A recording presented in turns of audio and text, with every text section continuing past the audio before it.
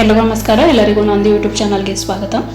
ನಾವು ಯಾವುದನ್ನೇ ಆಗಲಿ ಸ್ಟಾರ್ಟ್ ಮಾಡೋಕ್ಕಿಂತ ಮುಂಚೆ ತುಂಬಾ ಯೋಚನೆ ಮಾಡಬೇಕು. ಯಾಕಂದರೆ ಒಂದ್ಸಲ ಸ್ಟಾರ್ಟ್ ಮಾಡಿದ್ವಿ ಅಂದರೆ ಅದರಿಂದ ಹಿಂದೆ ಸರಿಯುವಂತಹ ಮಾತೇ ಇರಬಾರ್ದು.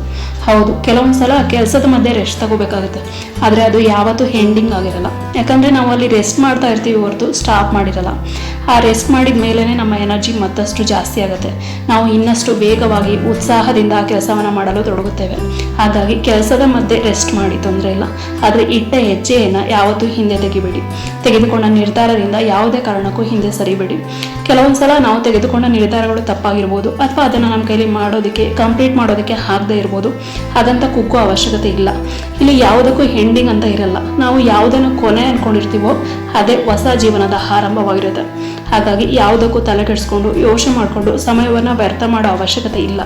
ಆದರೆ ಯಾವುದೇ ಕೆಲಸವನ್ನು ಮಾಡೋಕ್ಕಿಂತ ಮುಂಚೆ, ನಿರ್ಧಾರಗಳನ್ನು ತೆಗೆದುಕೊಳ್ಳೋದಕ್ಕಿಂತ ಮುಂಚೆ 1000 ಸಲ ಯೋಚನೆ ಮಾಡಿ ಹೆಜ್ಜೆ ಇಡಿ.